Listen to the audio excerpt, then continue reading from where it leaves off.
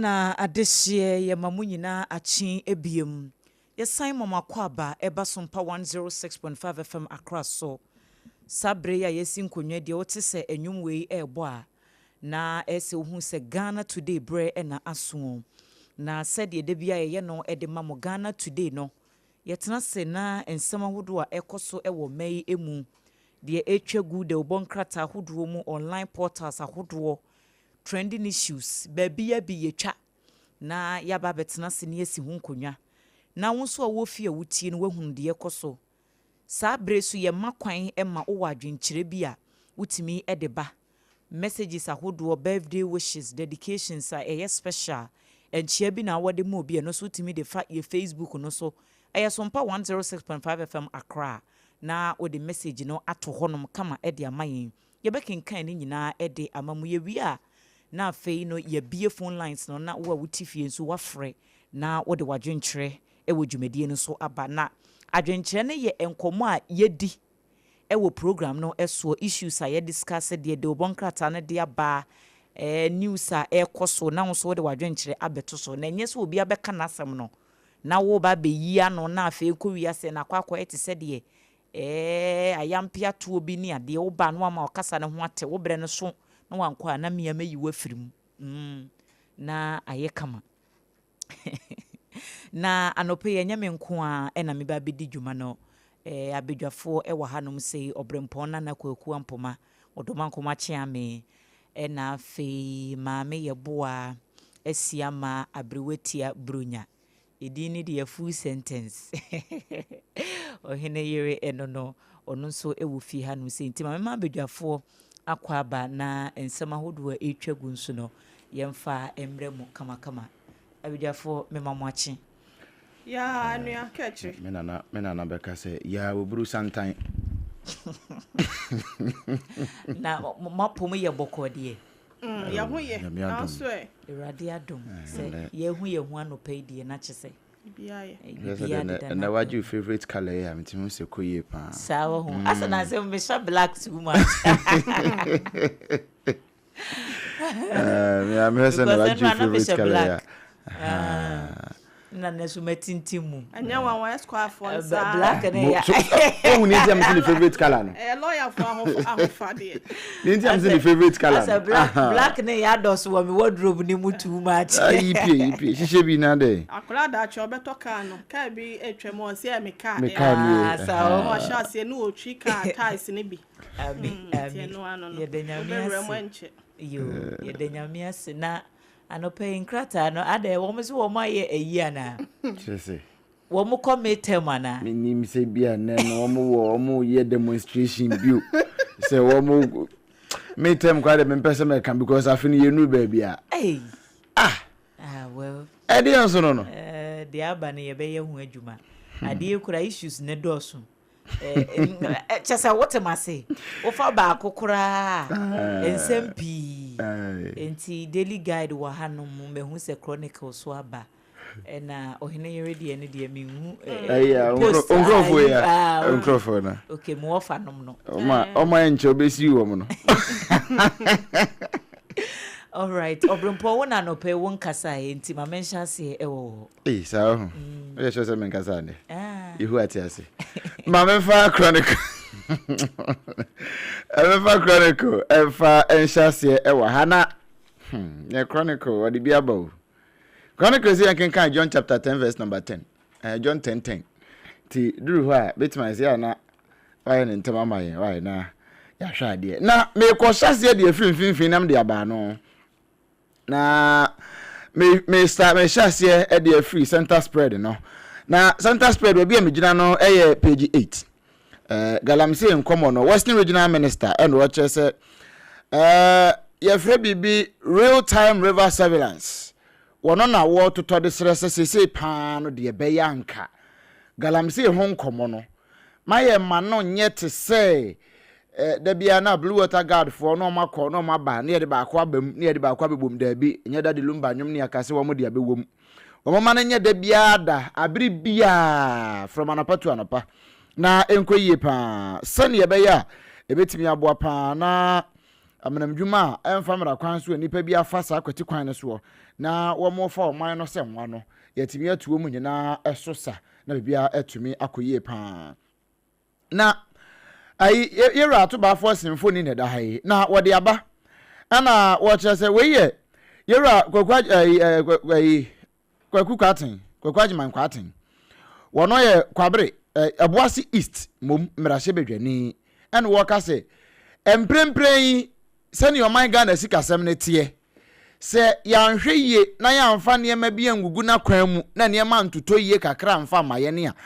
ne ya say oh sani enra na nsane ne mpode ba na manfo ka say this is not the time for kinky party manfo na mribi manfo ye kinky party say economy ye gina na so kakra afi wo budi chi a wa ma bia wi ena kwakuku atenso no so wadi finance ministry ho no wakwaya deputy wo hopen nti onim se ne ho nhye tabulations ne tie ti wo ka se niema ye ne na mu sesei se yamfa 12 reforms amfa nhye niema mu a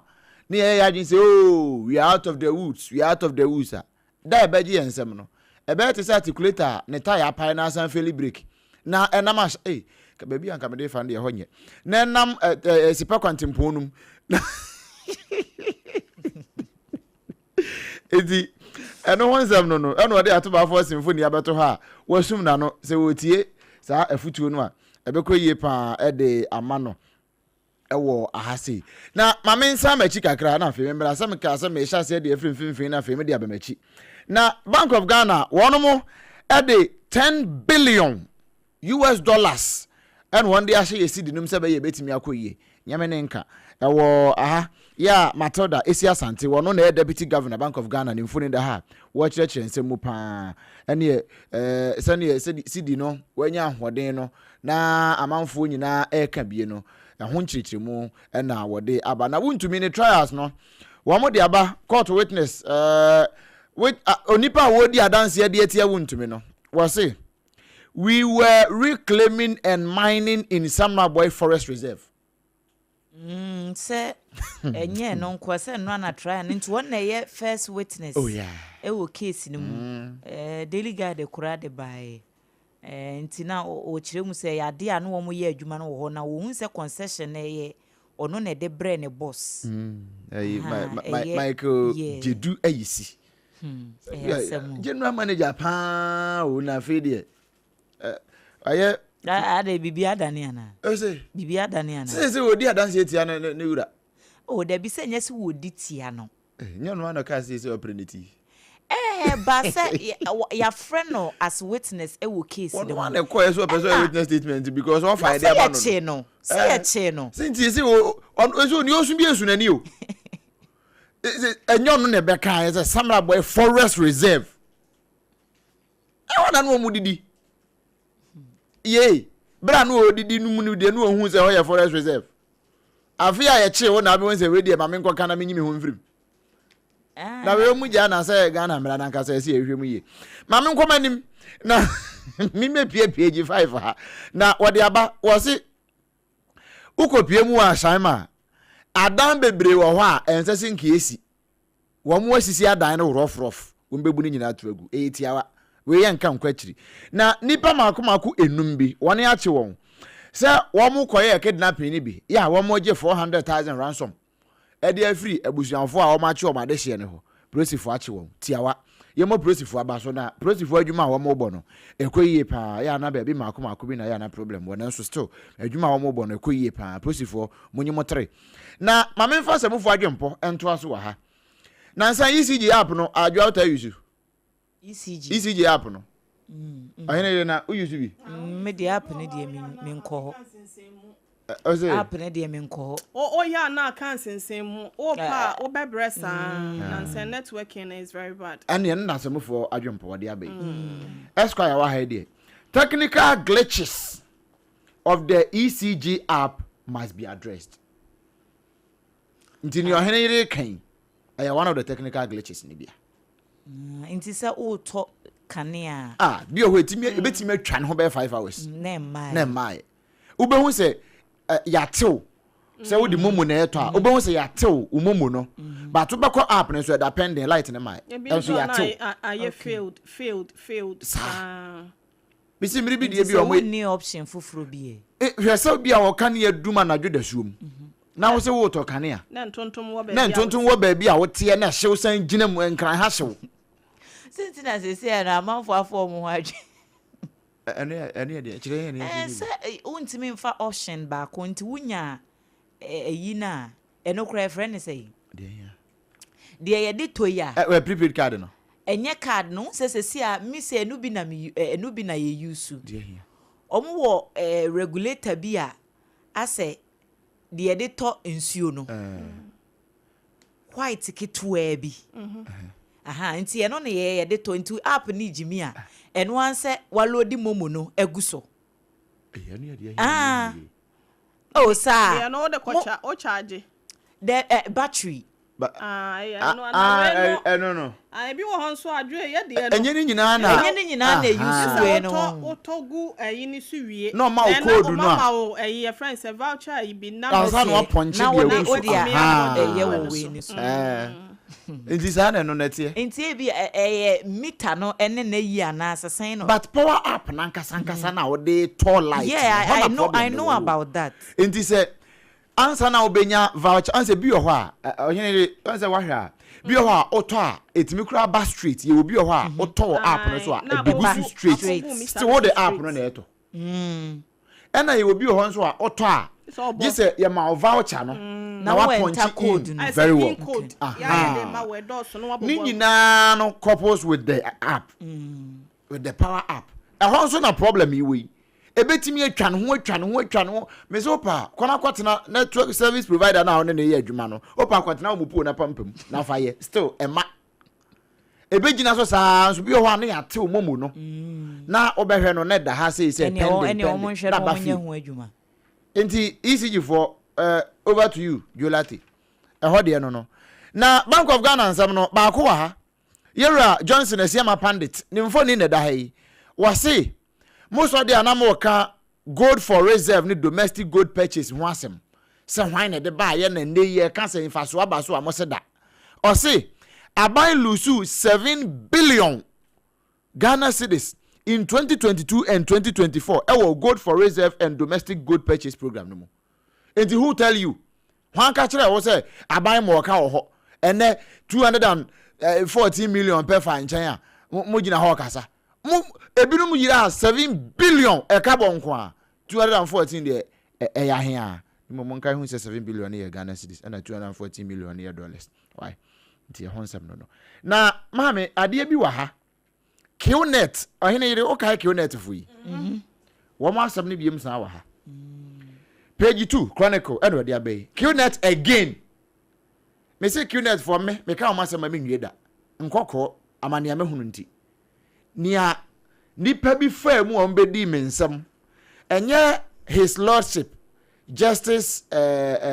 Isaac J ano wo nkokọ district court ho no a ho circuit court kwa ka nipa bi hye wo ho akonfo wa Qnet fo nsam ho na hyase ma Qnet nsam bagi yo ma then attorney general Godfrey Ebo Adamide ne ho je Qnet nsam nkokọ de hye sa Qnet case na se na kwabrane timi ka cho se online product na woto intifa 4500 ye bie online store me ntwa no na menimu da enche pi na menya call from efie okay ese me cousin baako wakwa kodi baabi na wafre ne nana ba se o yare den o magina to hospital ntino won send sika emfa emano se na yesi ababa wa bi a wo ye kurom ho na jama Qnet adwuma bi no wakonya a oye na o twiwe no abeshem ena ofre ne ka kire ne se adwuma bi abasa atama nso school a wo kira de enkobawo enti wonya adwuma no sa na o se wo products cosmetic products ene wutimi ton aska obenya de enya asem keto anuro ne ne keka ho na o se okoduru oba bia wode ne nam to mu kokoduru o se ne awokọ ho no mo a ye o se wo hema ukodware ne ese nsueti ho amo akodware aduane ane akopa broje se wunya baby panna but as to say wona oba ala se aba fresh ye be krokro kakra na me say woni obi ani nkomo oni ade te say omoji ufun nyina mesi na menim se saa na na no bro nya ya me kofie ne ebo me saa ma ne yo oh okay ene no ya ba fresh na te say ya de a eda so koso den a besi ne saa baba wa na wono no etwe na kom no won de woda so wo ho den o se wo munim nia wo mu omo no wo mu no munim ni wo munya firim ne ese ade no kodi mu saa na Oheneyere wo mpese wo bepie wo na me se na ade a momo se mokọ ho a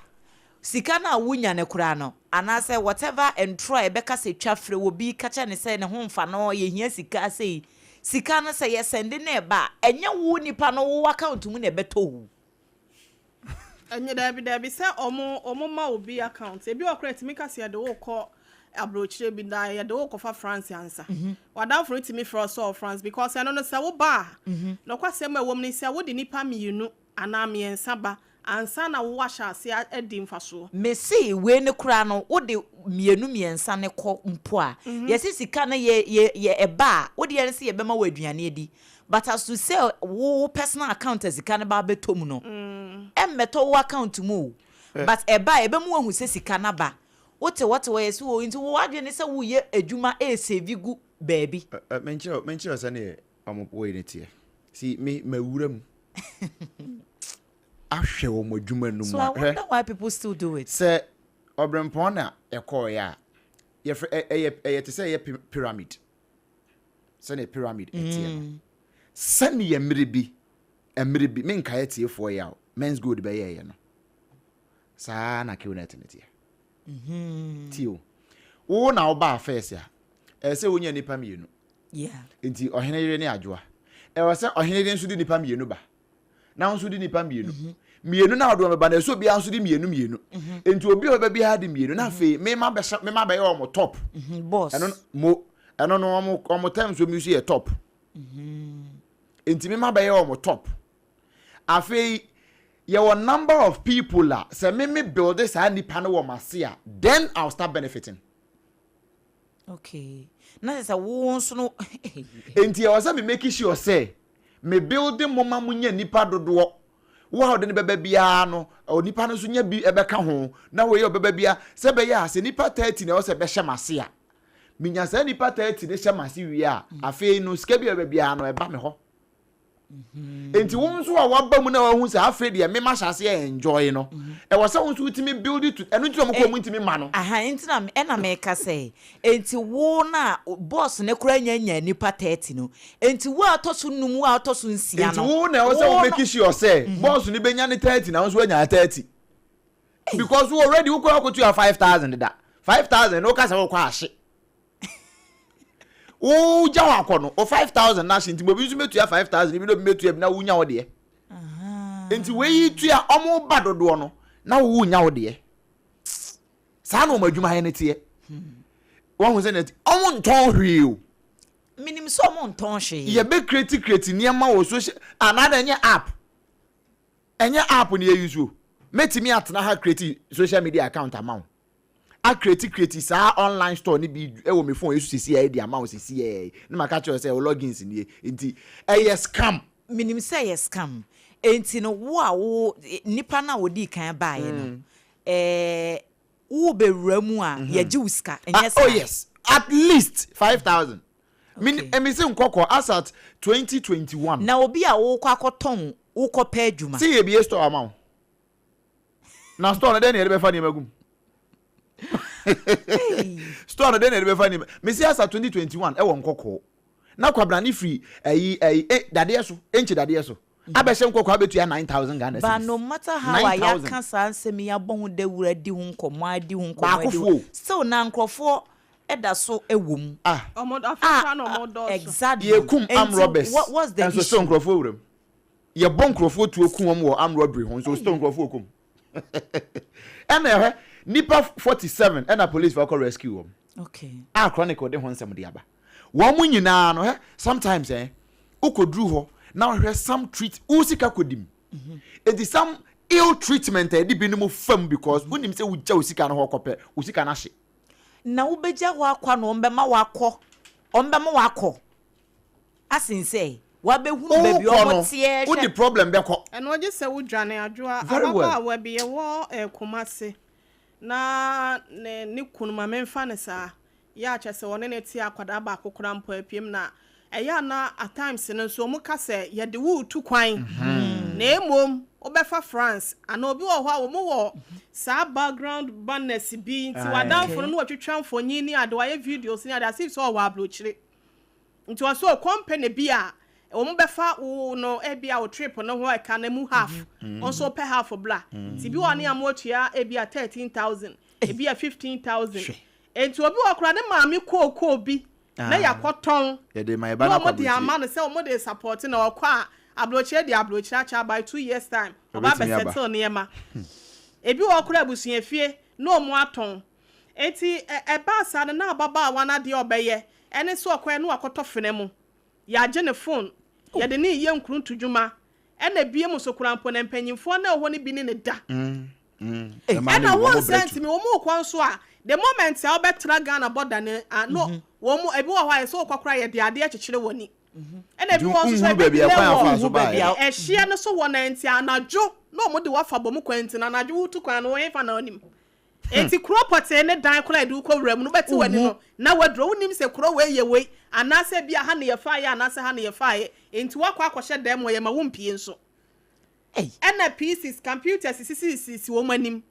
enti ano no na wo de ye adwuma na wo li amanfo enti se wuti ye na so utimi di bi ba na said de Obrempong ka se ono ayotofo no se me dance ni wa abrochire na so ono so akohumu ensem de wo ba beka enti se wonni nkrofo se wuti million nkrofo ba enna no be start se wo benefit ba se wunya sa nkrofo se bia te se pyramid ya ode ya mfatunwi se bia se we sei wunya mienu wa ha se num no se wo ma no mususu mepe bia wono sa wote ho ano no enna aka se wu pie a omuma wu mpie kwai wunya access to mobile phone aka se bia wo ye kwa na se na wunya access kwa pa baba wa dia making obi na onya asese wono na baba wa na eba no ono no wote wo mukrom kasa ya so mo ba no mo ebi wo ha French kasa no ena wo mo ne wo mo kentin sa wonte French kran so a wa yira wo nkomode ni mu enti ono no wote French no mo ndim da enti ono hu sa no no wo 2 phones na wo de yamba akusie ye o mo ehu enti eno no wo ba ye no wa ye so obekọ no hu sa baba wa no so da bia wo su ena wo de phone ne ma no no ye ko besi Sompa FM na danfo bi ayi ne friends e be ma na one ne te no ena wo se wo mra Sompa na o meka na empanyimfo maginya sa de a wa hwa obewu wo ho wa kwatena ho 8 months na busua wo bi ante ne nka ena kom na ewe ne yeso mo maduane once ena nya aduane papa bi kapo ba ko anu ana obi anu ma no enti ahwa ne de wo kwa eye small hell ena wo continue amafo mo mani na ho ne se mitu ekwan akwa ha se na obi be dadaw na fa 13,000 fa ntu kwan wuntimi fa 13,000 en full plane ena so aka so de wo kwa se na transit wo kwa ne yakoto so ha se no ma company ne be ya ene kora no fufu lelesa na ni ho biebi konkofo kwa si e di free of charge ma say ye tua half also for half of no ko kwa no akodwane enti companies ne kora no this time around no more na anya sa de no enti nkofo mo mani na ho esra so enra do bi frame say na say ne ye ka ho asa before say be ba ha say no no wo ye friend say say mpani paso Kumase Sompa na enra be ma bi frame say ne esra so mo offices no ma gigigigigi ye say atie bisa ho esra so de me ankasa me krom wo se atie bisa ho no enti police fo mo hum ne so ntime say at the right time no ene so obi hu kokem ase aka amuntie so hu kokem na oba de ya ne ya som ne ama police fo aso ate na wo matu anamo nya sa de a ye ra Godfred am na mo otu ye nyina bra no ya ma na ye kwa ya ma no aye kwa nkosi hwe adwo ahade enyi fo me bi adwuma wo me na me nya binye second phase operation omo ye wo hu na ose wom hwe suspect omo chi wom hwe omo age Emmanuel Esiama 30 years small boy Frimpong Jerry 23 years ono kwa de me wo faase Paul Mensa 26 ono so ye me wo faase youth Bismarck Perry 26 me wo faase ono so ye youth Vida Geta 26 years wemu ye do be ko America ye do be ko US ye do ko UK eno ne niam a wo mo kire nkrofo Obeba no no ma dress shepe ni enwi sa babo de enwi. E no mo wo eyin so office wears a mo putu no. No mo twitwa mo pictures. Adwoa de. Ebi wo ho Adwoa kwesi ukuada. Ayi Adwoa be hye ene benada. Ukuada be change afa ni wa fiada. Wo uniform a be hye. Adwuma fun sei. Nti wo no onipa ne dress na da bia wo office a be ka say bia. Wo ye adwuma papa bi. Ba panyimfo no mo de do ma no kalabulefo no de ebitimi be fie. Oh yeah. Ababa wa bi miami kuro mo so da hand dan san ka so mpa fie he. No ma gidi nyina no amugum. Ono ankasa ni nua wo de na de ne maame e ono ne wo faba e na wo de na wo de ne ko hyem. Ono ane wo fa nimpon ba wo. E na wo de na wo fa nimpon no so ba ne so nim se ne nua. Ontimi ne bo ne fa ne nko ba bo ne nti se bie abrochira na sa yadwuma bi na abade a maame nko. E na ono so ko hyem afa de why ti sepete nso abo no e na da bia ya so osi ono aye din no se enti maame pa na aye mi se enti maame pa na aye mi se but e ho no wo ye de wo ba wonya kwa adwane de ya na eja wasole afi ono aba start bi John chapter 10 verse 10 no me di wie wa ha. John chapter 10 verse